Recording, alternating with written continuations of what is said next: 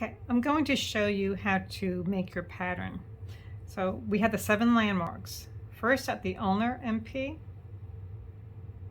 of the thumb, index MP, little finger MP, your wrist, ulnar and radial. You can notice I'm holding the pen at a 90-degree angle to the surface. I'm doing my proximal forearm, or I could say 2/3 the length of my forearm. So I'm going to lift my hand up so I can show you how to connect the dots. But here I want to remember I'm going to make a tab, and I usually go out to the length of my thumb. So it would look like this. This is your ulnar, little finger, MP. I'm coming out here to the tab, and now I'm back. And this is my thenar area. This is my wrist. I'm coming down to my proximal forearm. I'm going across. This is the ulnar side. I'm coming up at the wrist, step back here, and now I'm back to the little finger. So this in itself would be too narrow to fit around the girth of my forearm, so I need to add width to it. Right, so I'm going to put my hand back down. Hopefully I have it in the best place.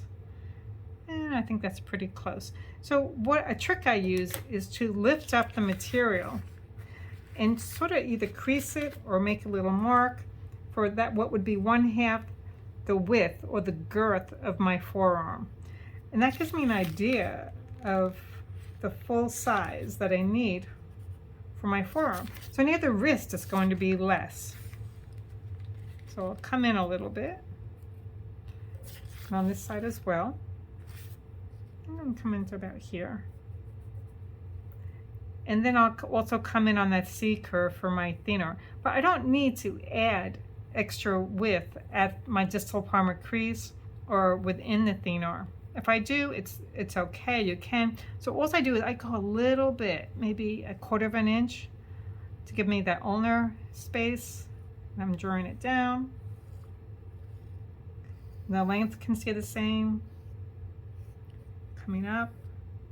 Now I want to go in and catch that thenar. And then I'm going to come out. And there I go. So you can see where I added the extra width. And you can always roll over the edges if it's too much, or you can cut. So give that a try.